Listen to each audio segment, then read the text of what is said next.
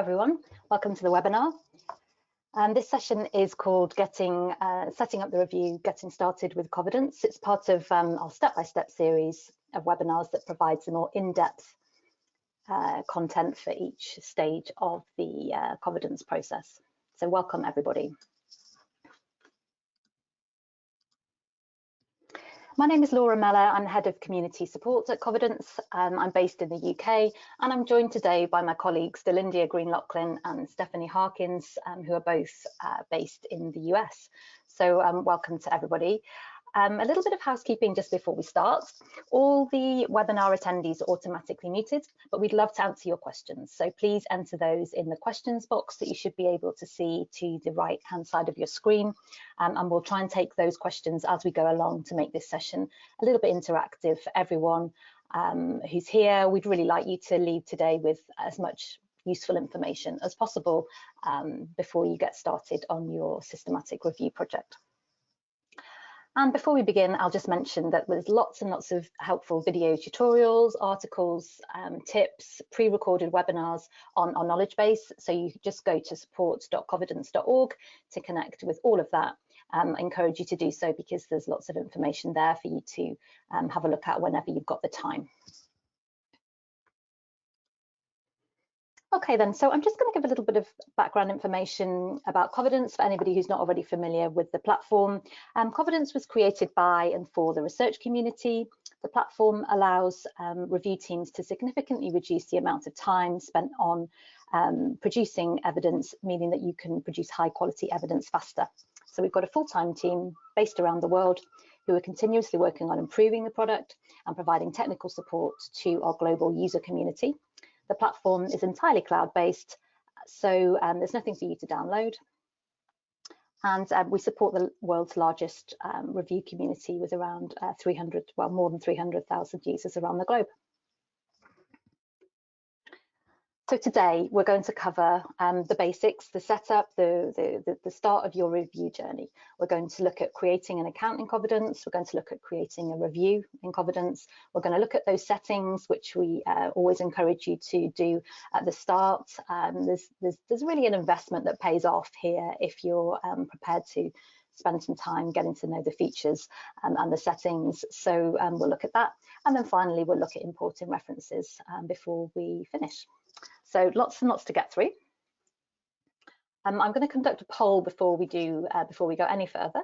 So this is just a little exercise for you, and it should appear on your screen in just a couple of seconds once I've activated it. So let's see. I'm going to launch that poll now.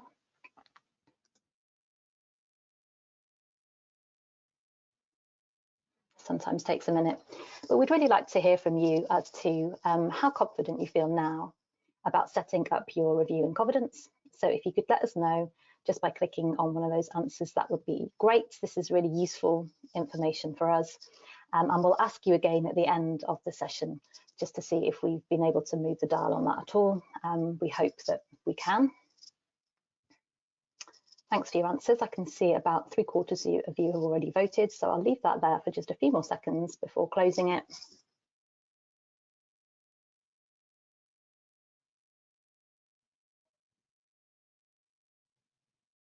Okay, we've got about 80% now, so I'll close that there. And I can see from looking at the results that we've got 45% not at all confident, 45% somewhat confident, and 10% feeling very confident with that. So let's see if we can do something about that over the next 50 minutes or so. Thanks for your responses. Okay. I'm just going to leave the slides there and take you, first of all, to the sign-up process. So I think what I'll also do is turn off my camera at this point so that I can concentrate on what's going on the screen. All right, so the way that most people join Covidence is via an invitation, a lot like this one. And once you click to say accept invitation, that will take you to the main landing page for Covidence. And once you're there, you can either sign in if you're already a member of Covidence, or you can sign up to create an individual account. So when you go to the main screen of Covidence to accept the invitation. If you don't already have an account, as I say, it will prompt you to create one. The quickest way to start a free trial account with Covidence is to come here and select the free trial button that I'm hovering over here in top right of screen at the moment. So once you click on that, you'll be asked some basic information about yourself, where you work, and those sorts of things to set up an account. And it's really as simple as that. So once you have done that, you will then use those credentials to sign in to Covidence in the future. So if you're going to be joining Covidence to access an organisational account, such as a university account perhaps, then we'd recommend that you use your university email when you create this account, as that will make it easier to affiliate with your organisational account once you've completed the process of setting up your individual Covidence account, as you can see on this screen here. So one thing to mention at this stage, it's important that you have one user per Covidence account. That's to save any issues later down the line whereby you might not be sure on which person it was that cast a particular vote. So important to remember one person per account. You can add multiple email addresses for your personal account in the profile once you're logged into Covidence, and I'll show you how to do that in just a moment. So each account should be associated with one individual. Okay, so once you sign into your Covidence account, this is the first page that you'll see. This is the main review dashboard for all the reviews that you're working on.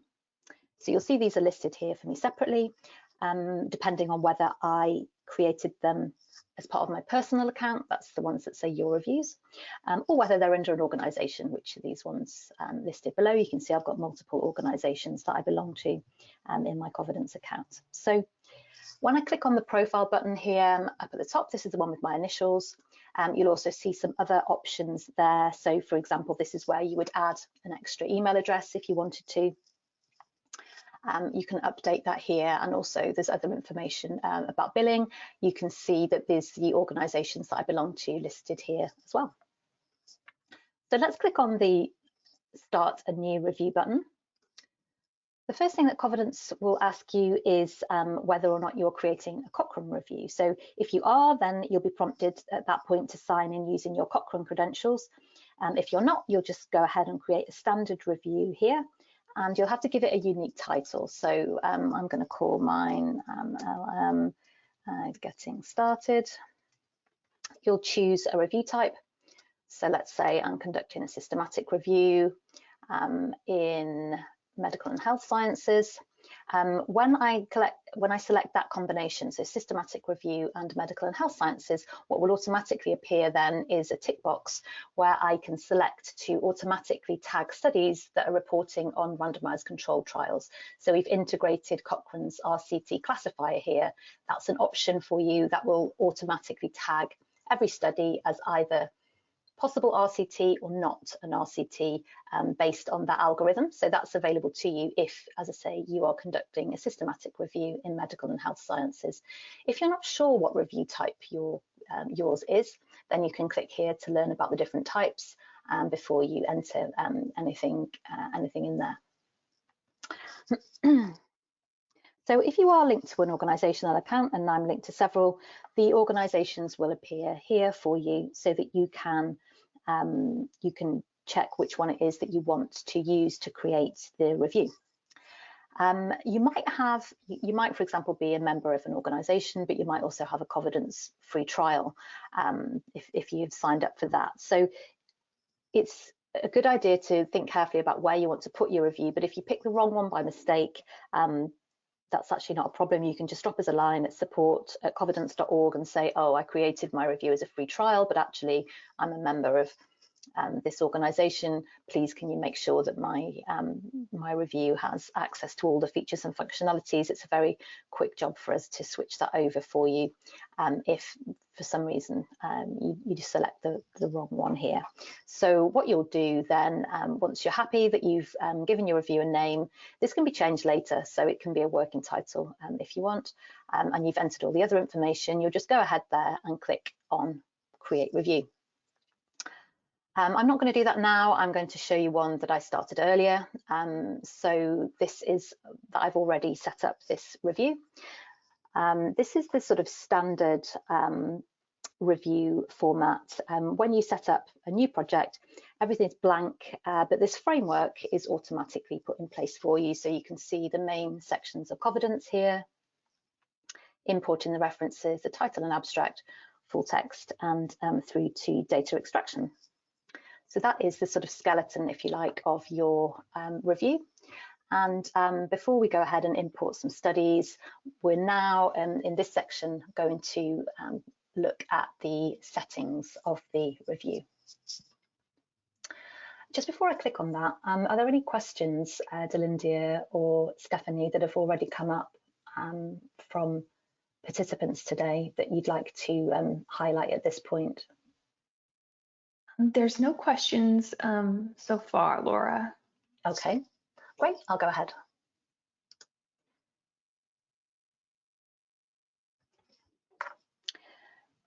So as I've already mentioned, it's a good idea to look at the settings before you start your review.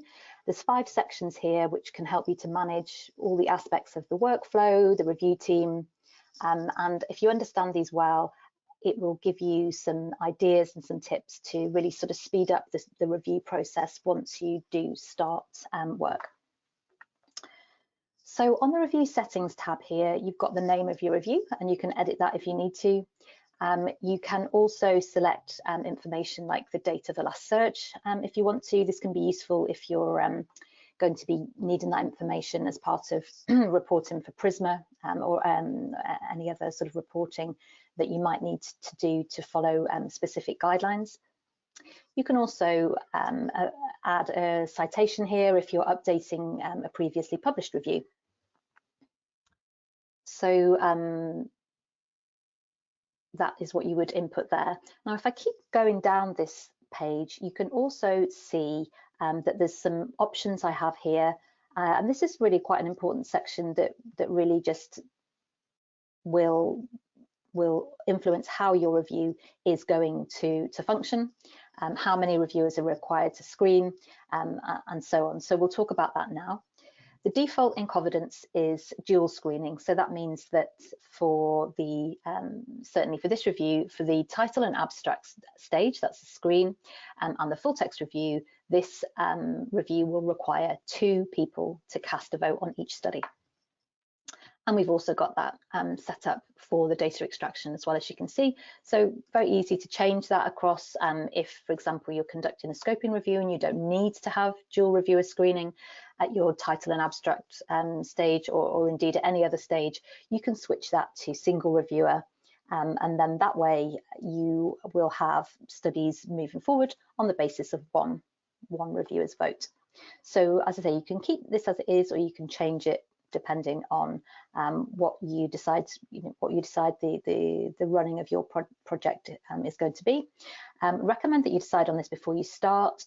The reason for that is if you change from dual to single reviewer mode and you're already part way through your screening, what will happen then is that the studies with one vote and one vote only will move forward in the review. And if you then come here and say, oh, actually, no, I want to do it 2 reviewers, I need 2 people, one of my colleagues has decided they're going to join me, you won't move those studies back by coming here and reverting to dual reviewer. So once you've changed it from dual to single, you're in single mode, and you can carry on in single, but you can't switch. Switching back to dual won't move those studies back.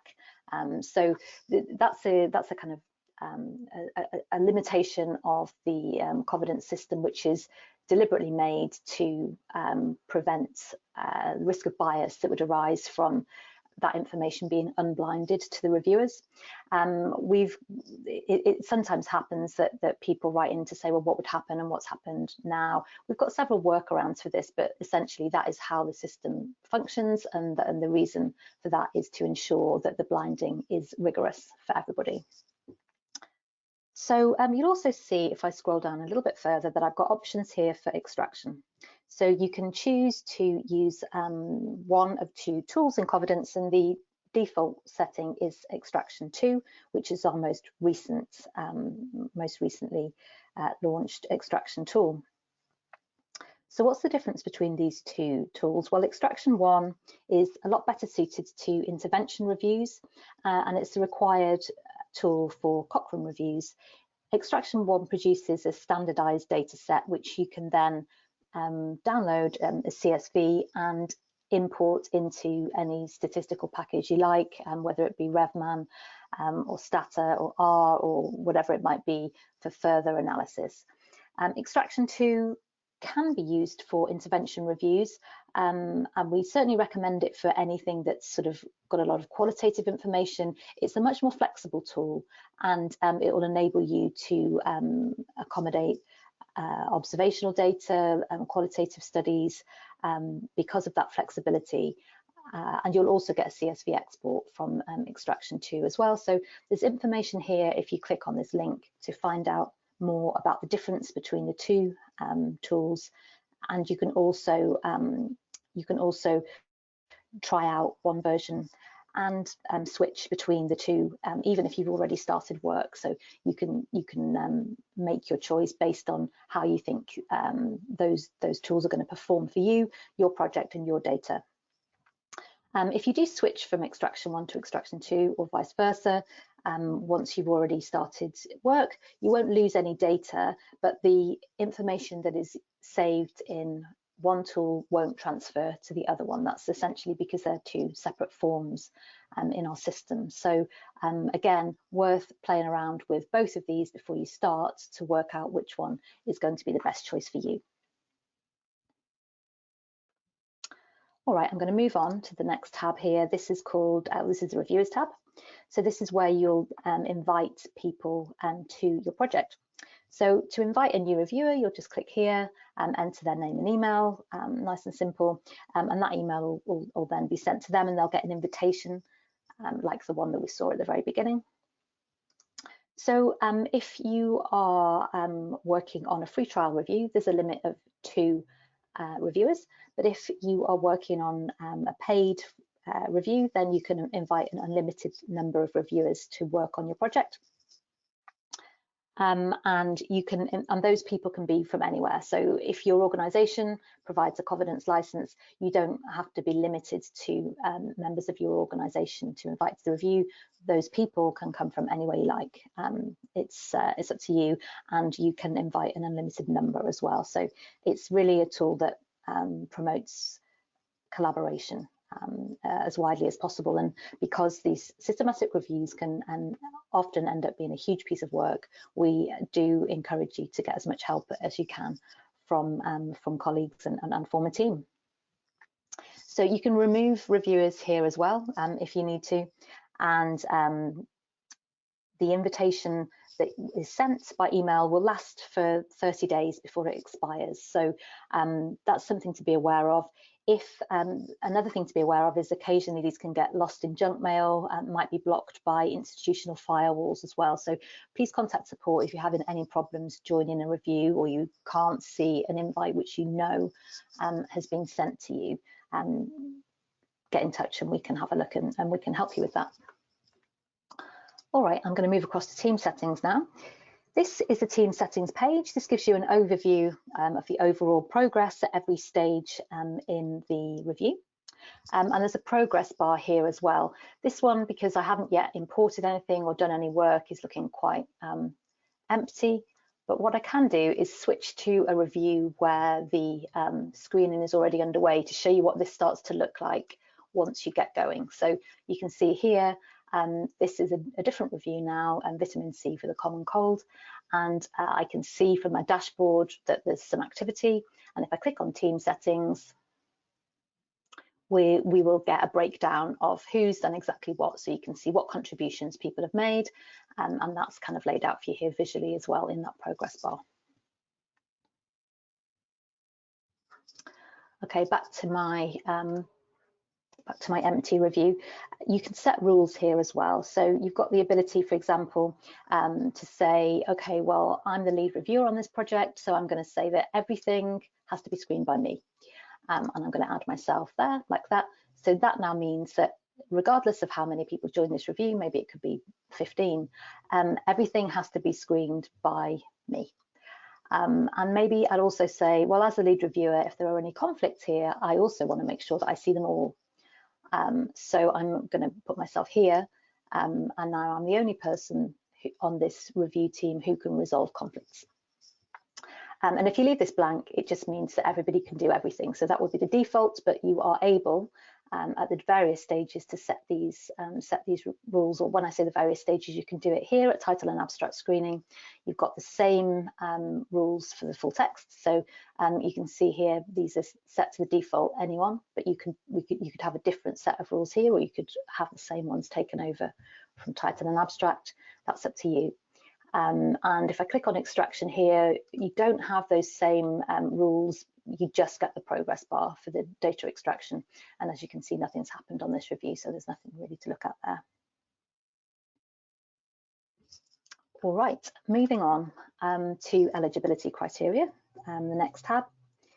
This is a section where you can define your PICO or PICOS, however you're structuring your eligibility. So this is the PICO framework you may have heard of. There's some information on it here.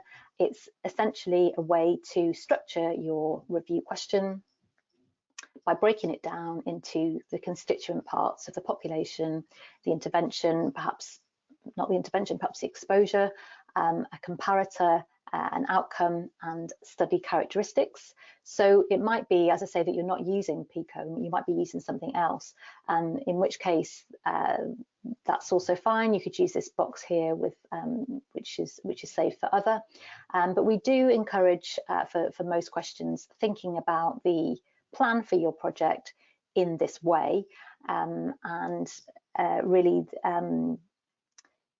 it means that essentially that you'll have this kind of systematic approach to the thinking and the decision making around inclusion and exclusion based on these criteria. So I've already entered some eligibility criteria in this review, but if I wanted to enter a new item, I could do that here. So you get these bullets automatically. So included for this review are healthy working age adults, and excluded, as you can see here, are children. And the great thing about this is once it's saved, it's a good thing to come back to and refer to as a kind of reminder for the whole team. And we recommend that you use the information in your study protocol to actually set this up and make sure that you are basing the setup of your project on the plans and the protocol that's gone before. So it's useful to have that information here. So what does this actually look like once you start screening? Well, if I go back to my review that's already underway, and we take a look, for example, at the title and abstract screening section, this eligibility information can be displayed. So if I say now, well, show me what my eligibility criteria are, you can see now I've got this PICOS information that's at the very top. And if I start to scroll, because I'm kind of making good progress and I'm casting votes and things are moving, you'll see that that list is sticky and stays at the top of the screen. So that's why it's a good idea to spend some time inputting some information here, because once you start to screen, it'll help you go faster and hopefully more consistently across all the team members. Okay, also on this eligibility criteria page, I can show you we've got some another feature, which is to add highlights. So we'll look at that now. Highlights is another tool that's going to help you get through screening faster. It's designed to really help the important information stand out on the screen as you go through and cast your votes.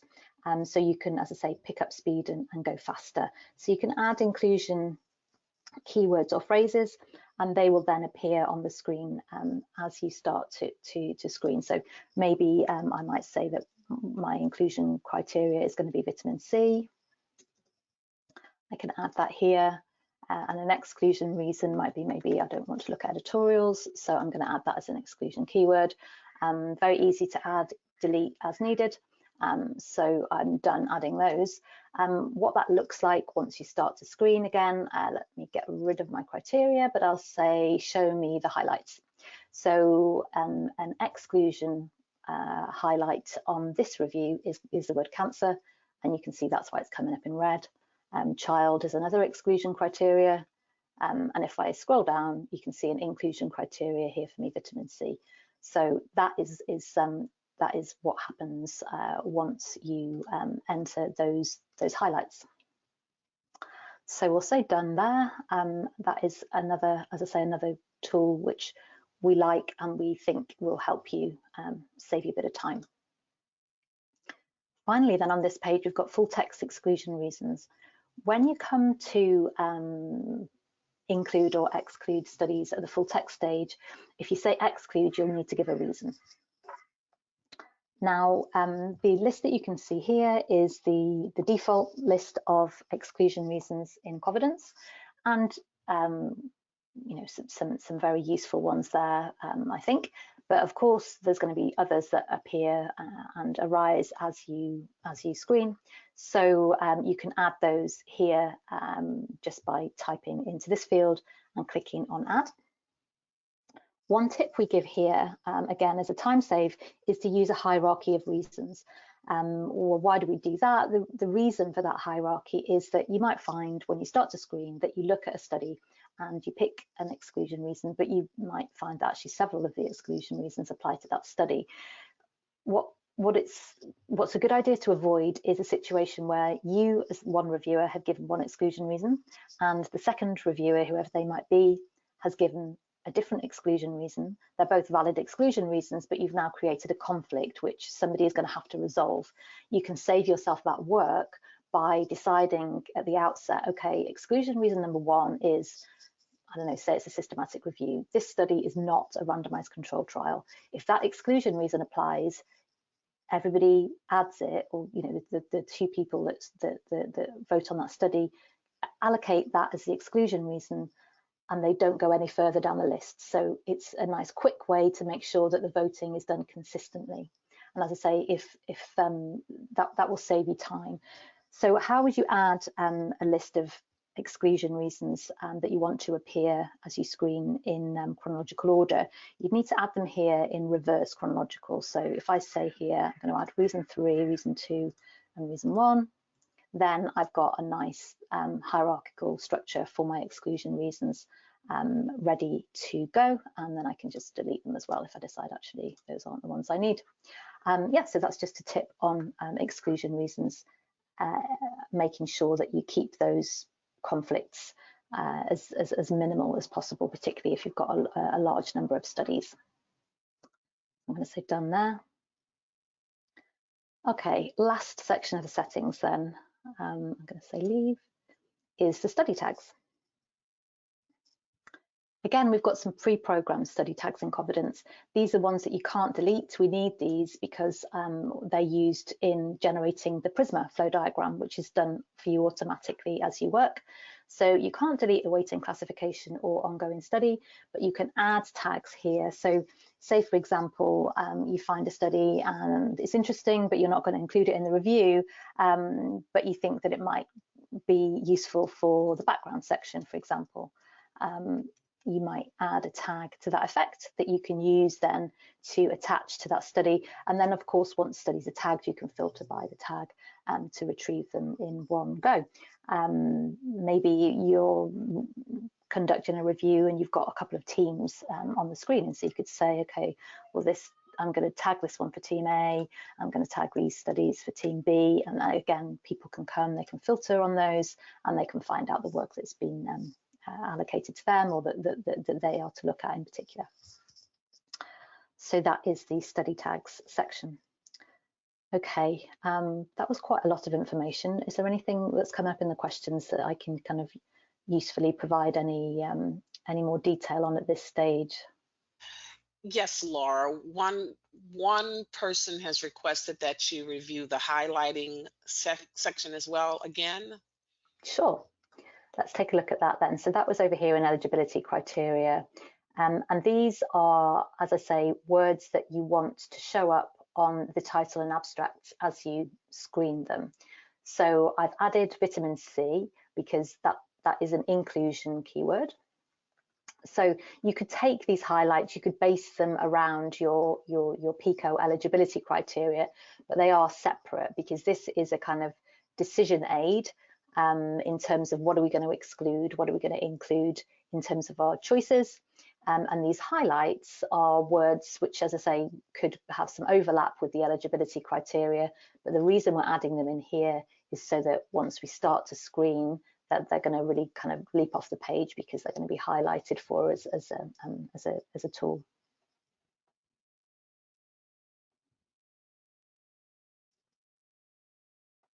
Thank you, Laura. Sure. I would say with the highlighting, it's a really good idea to focus on keywords. The longer your list of highlights gets, and the more color you get on the screen, the less effective, if you like, because if everything's highlighted, then it starts to become harder and harder to see what it is that you're looking for. So there's definitely an art to this, and the Covidence will start to struggle if everything is highlighted. It's a good idea to really kind of focus on the keywords that are going to enable you to make a decision quickly. All right, I'm going to go back to the review summary page just by clicking on the title of my review now, so that we can look at imports.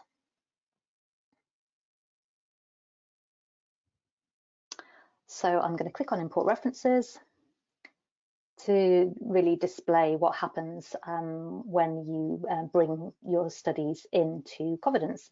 So this is the first stage in the review process. So once you've finalized your protocol, designed your search strategy, run the searches, and you've got a list of citations, this is where you would import them into Covidence. So you'd come here and click on the import, as I've just done, and you see a note here to explain that there's 3 formats that will import into Covidence. You need EndNote XML or PubMed format or RIS text format. So we'll do a practice as part of this webinar of importing studies from a few different places. Before we do that, I'll just note that you can import an unlimited number of references into Covidence.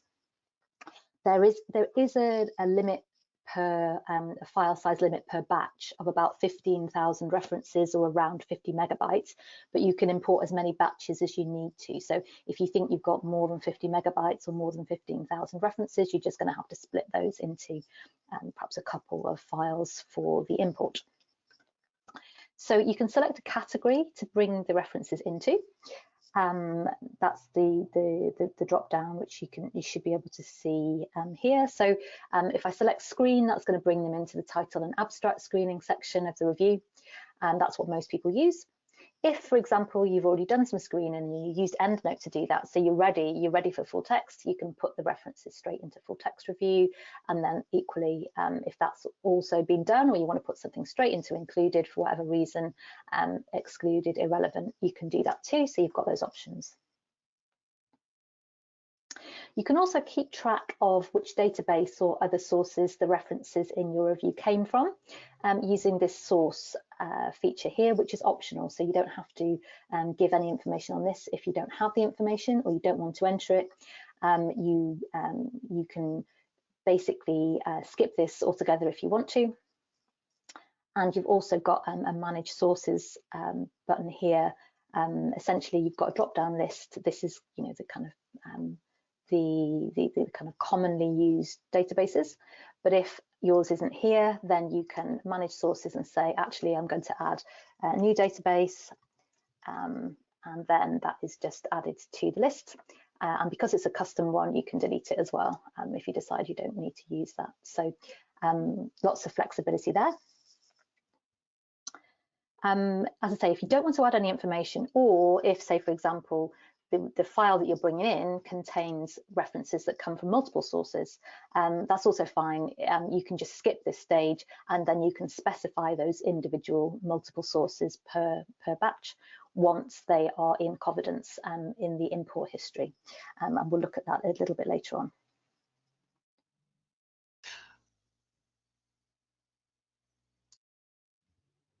Okay, so are there any questions at this point?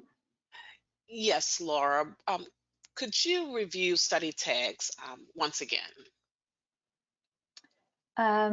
Sure, I can do that. I think what I might do, Delindia, is go back to that after we've done this import, because I'd like to kind of stick with that, but we'll definitely come back to study tags at the end. I'll keep on this for now. Great, thank you. Okay, great. So the yes, the demo that I would like to give now is the importing or taking some references from EndNote. So I'm going to bring those over into my screen, which I think you should still all be able to see. Yeah, okay, great. So this is EndNote that I've got open here, and I'm just going to demo the process of the export so that you can bring the files into Covidence. So my EndNote library is open here. I'm just going to do a Command A to highlight everything, and then go to File and Export. So that should give me some options here. So I'm going to call, you can give it a name. So I'll just say new references. I'm going to save it to my downloads. Under file type, you need to select XML. So as I say, the import specifies EndNote XML, but because we're in EndNote, you just have to select it as XML. So I've given it a title. I'm going to save it to my downloads. I've specified that it must be XML, and then I can just click save, and then that will give me a file that I can then upload into Covidence. So I'll just go and retrieve that. I'll minimize EndNote, and I'll just bring in. So my file is new refs, the one that I just made. The XML file is there and it's in my downloads. So I'm going to say, okay, I'm going to bring that into my screening.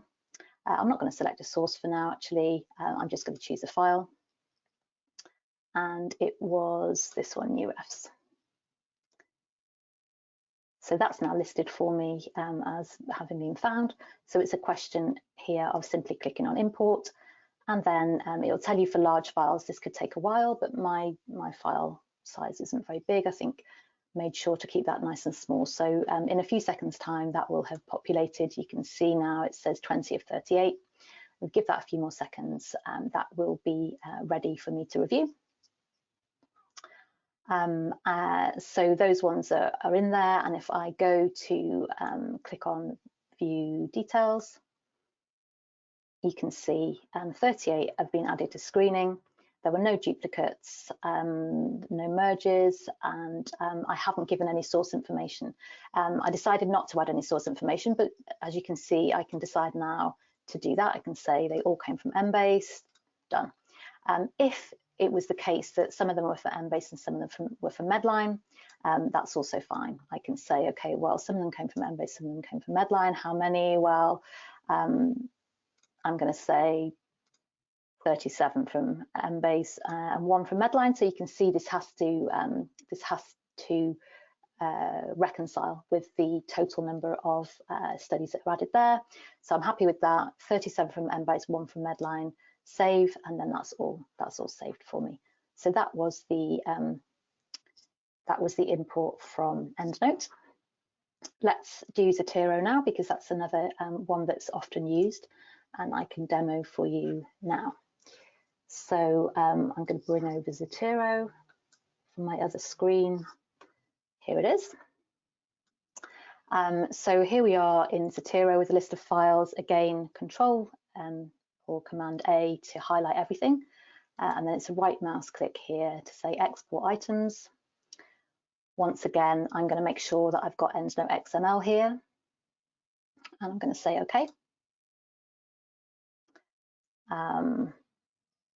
Let's call this Zotero file. I'm again going to put it in my downloads, and I've again specified that it's got to be XML. So I'm going to go ahead and click save for that one too.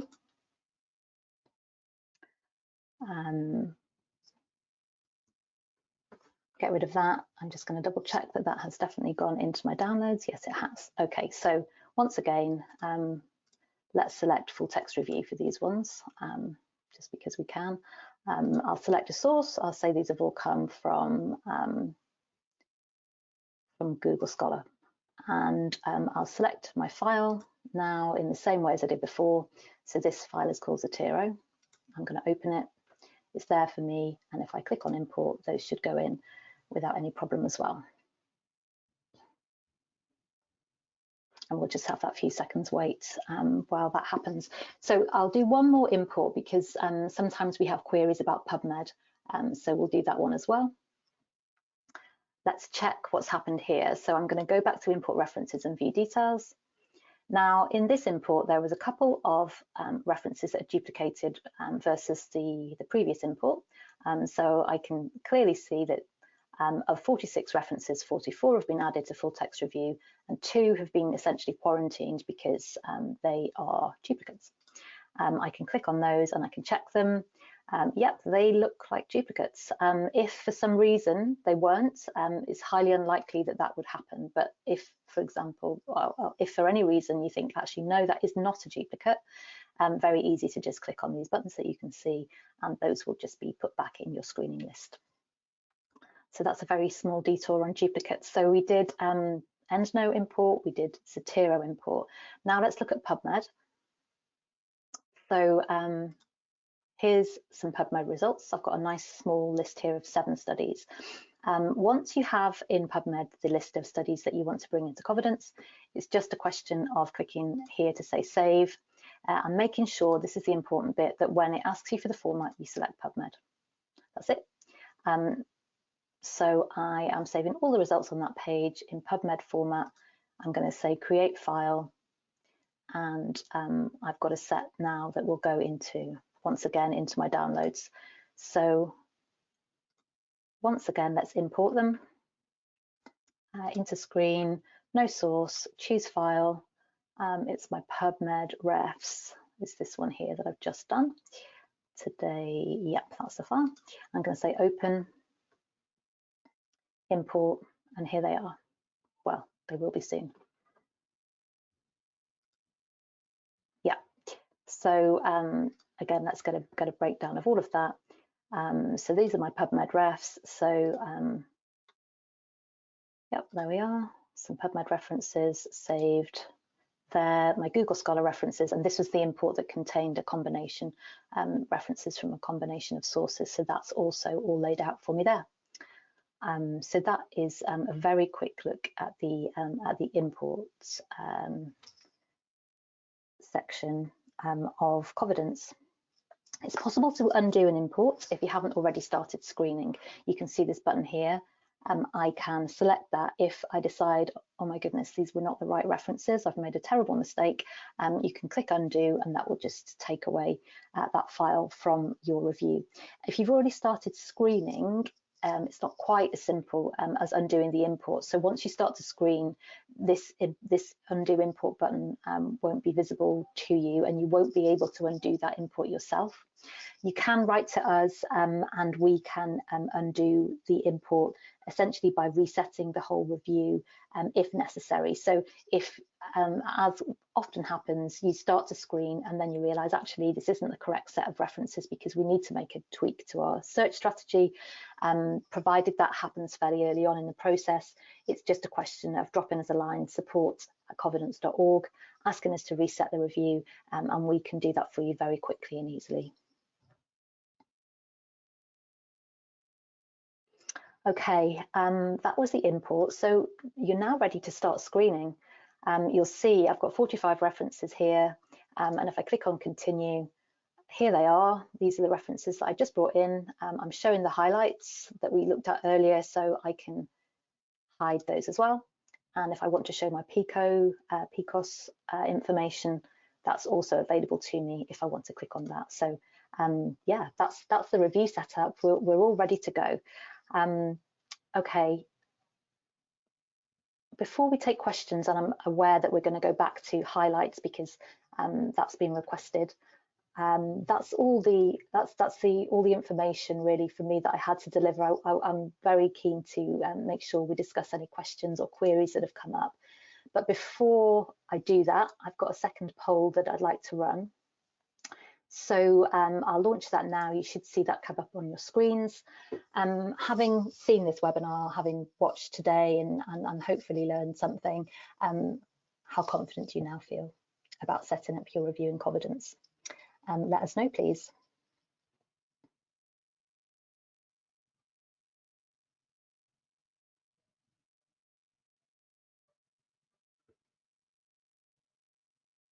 Great. I'm seeing that about 2/3 of you have voted already. I'll leave that for a few more seconds. But what I can see is that over half of you are now somewhat confident, and about 40% of you are very confident. So this is great to see. Yeah,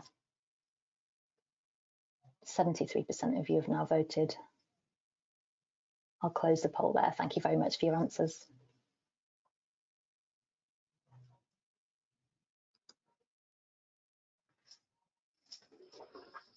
Okay, we've got about 10 minutes before we finish. Let's go back to the review dashboard and I'll take the questions. Delindia, the first one I think we ought to go to is the highlight, because that's something that you've already raised. So how can I help with the highlights? Yes, Laura, let's see. The user is requesting a demonstration of the highlights again. Sure. So I already entered a couple of highlights for vitamin C and for the words editorial. When I did that, this review was empty, so there were no studies that I could that I could sort of point to. I imported some studies that were to do with migraine from PubMed, so let's add that as an inclusion. The reason why I'm adding that is so that I can demonstrate within this particular review what's going to happen with these words that I have added as my inclusion and exclusion criteria. Let's think of an exclusion criteria. Let's, just for the sake of this demo, we'll add headache. Okay, so now I've got inclusion highlights 2 for vitamin C and for migraine. So these are going to show up in green, and the exclusion highlights are going to show up in my title and abstract screening in red. So I'm going to say done. You can add more, you can delete as necessary. And then now that I actually have got some studies in this review, let's see if we can now show those highlights. It all depends on whether those words actually occur in the information we have. Yes, okay, so there is a study on that mentions vitamin C. So because I entered vitamin C as a word I wanted to highlight, the system is now showing me that word in green. Nothing on migraine or headache, but the vitamin C one is working there. So yeah, because vitamin C is an inclusion keyword, I can look at this list and think, okay, well, I'm definitely going to include this study. Yes. Anything that's highlighted in green, yes. I'm going to say yes. Okay, this one, I've got some inclusion and some exclusion keywords here. So I wanted to include studies of migraine, but I wanted to exclude. It's not a good example because obviously migraine, a symptom of migraine is headache. But where you might, you know, this something like this that has both the include and the exclude might give you pause to think, okay, I need to take a closer look at this abstract, or maybe I'll come back to it later. Up to you, but it's essentially a tool to speed up the screening process. Thank you, Laura. There's one other question. Could you demonstrate the use of study tags as well? Sure. So yeah, we haven't actually looked at this because this is probably, if you're interested in looking at tags in a bit more detail, I'd recommend that you check out our webinar, which is screening, because that will go into it in more detail. But just for as to sort of start you off with that information, the tags button here you'll see is grayed out. But if I want to add a tag, I just need to tick the box for the study that I want to tag, or maybe I want to tag everything, and then the tags are available to me. So the ones that I entered earlier are here.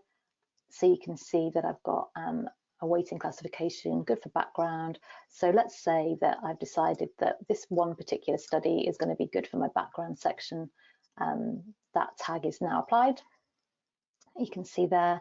And what I can do then later or at any time is come here and filter on that tag. So show me the studies that are good for background, and if I say filter, I'll get that study. This filter box is very useful, so you can use this as a search as well as a filter. So if you want to just type in a free text word, then you can do that too. And now I've found all the abstracts that have got the word migraine, even though it wasn't a tag, it's just a word that I've used. And where that word is found, it will be indicated in italic. The other thing to mention about tags is that when you export, so again, this is probably the topic of another webinar, but when you click to say export and you say, okay, I'd like to take from Covidence my list of studies that are in title and abstract screening, and when you do that, that export will include your study tags and they will be in a separate column in the CSV.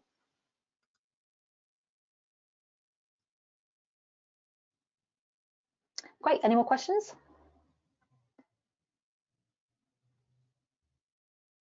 Yes, Laura, we did have one about if we're able to reorder the exclusion list.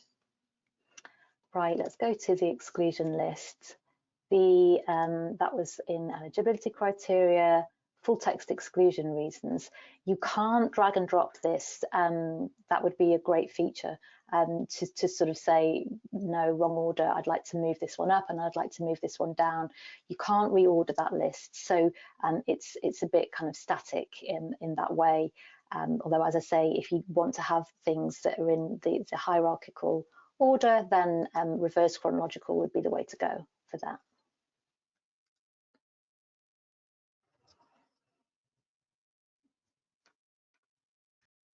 Sure, we also have another question. It's not really in the scope of this webinar, but they are asking if you could briefly show the Prisma flowchart that we generate. Oh, sure. So I'll switch to a different review because nothing's actually happened in this one apart from I've cast 2 votes. So let me take you to this one, vitamin C and the common cold. And I'll click on the review title, which takes me straight to the dashboard. And then I'll click on Prisma. So while you're voting, your votes are automatically being counted and being organized into this chart. So you can see here that 3,124 studies came in. Covidence has removed these duplicates. And if, like I did, you entered some information to show the sources of your studies, that information will also be captured in the Prisma. And then, you know, as voting occurs, so this is the number of studies that were screened, this is the number of studies that were deemed irrelevant. All this information is recorded as you go along. This is built for you. And the other thing it captures here, which I can show you by clicking on this drop down, is these exclusion reasons. So they're also available. You can view this as text, or you can download it as a docx file. The docx file is very good because it's editable, essentially. You know, you might be looking at this and thinking, well, this isn't exactly the format that I need, or you know, I need to add some information or make some changes. So the great thing about the docx is that you can do exactly that. You can take this information and adapt it for whatever reporting needs you have. Okay, I'm going to switch back now to our slides just to finish up on the last little bits that I wanted to just capture before we finish today. You've got the sign up link for Covidence here, and you've got the sign in link. A reminder that our knowledge base is a really good source of information if you have any further questions, but don't hesitate to write to us. So the very last link here, is the support@covidence.org. That sends an email that is a shared inbox that will either be picked up by myself, Delindia, Stephanie, or another member of our community team, who are all expert reviewers and people with experience in conducting their own evidence synthesis. So please don't hesitate to write in if you've got any queries, you're not sure, or you would like some advice. We'd love to hear from you.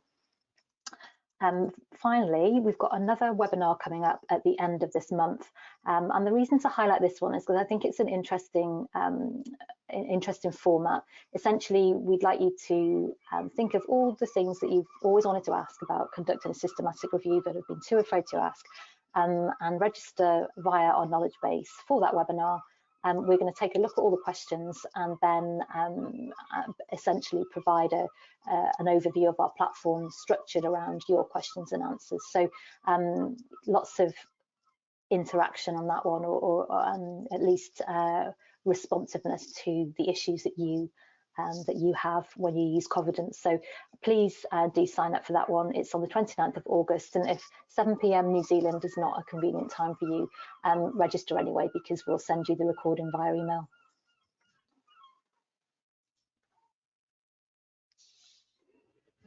All right, it just remains for me to thank everybody for attending today. Thank you to you, Delindia and Stephanie, for helping with the questions. Thanks to everybody who's joined and taken part. It's been a great session. I hope you enjoy using Covidence, and please get in touch if you've got any questions at all. Thanks everybody, and enjoy the rest of your day.